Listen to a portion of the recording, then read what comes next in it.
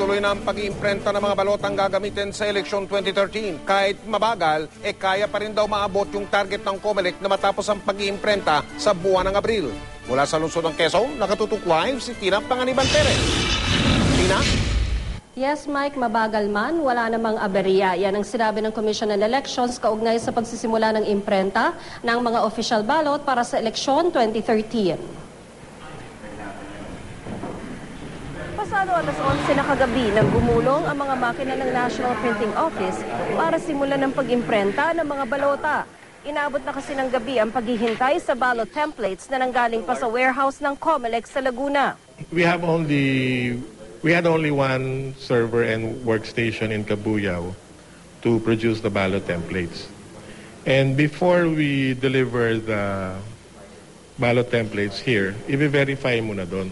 Pagdating sa NPO, katakot-takot na verification ulit ang dinaanan ng templates na nakasave na sa isang data storage device bago nagsimula ang pag-imprenta. Sa isang punto, tumigil pa ang printer, pero wala naman daw naging aberya. The machine stopped because it printed a test ballot, the purpose of which is to allow our people to verify whether the ovals are in their proper coordinates and if the UV is also there.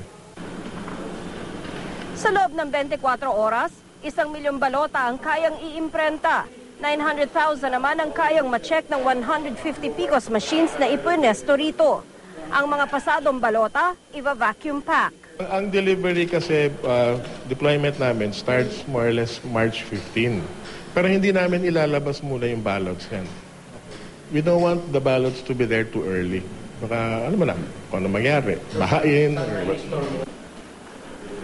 Target ng NPO matapos ang printing sa unang linggo ng Abril, habang target naman ng COMELEC na matapos ang pag-check at packaging ng mga balota sa April 25. Mike, ang makikita mo dito sa aking likuran ay ang mga balota ng North Cotabato na tapos nang maimprenta. Dapat ay chinecheck na ang mga ito na mga PICOS machine, pero hindi pa masimulan yan. Ang cause ng delay ay inaayos pa raw ang quality control application ng mga compact flashcards o CF cards na gagamitin sa mga PICOS machine na magsasagawa ng ballot verification. Nakikita nyo, nakatenga yung mga tauhan ng COMELEC dito sa PICOS area dahil maliban dun sa mga CF cards na hindi pa dumarating, iniintay din nila ang pagdating ng mga kahon na sasalo sa mga balotang iluluwa ng mga PICOS machine kapag na-verify na ang mga ito. Ang abiso sa atin ng COMELEC kanina, darating daw ang mga kahon kaninang hapon, pero hanggang ngayon ay wala pa rin. Mike? Maraming salamat, Tina Panganiban Perez.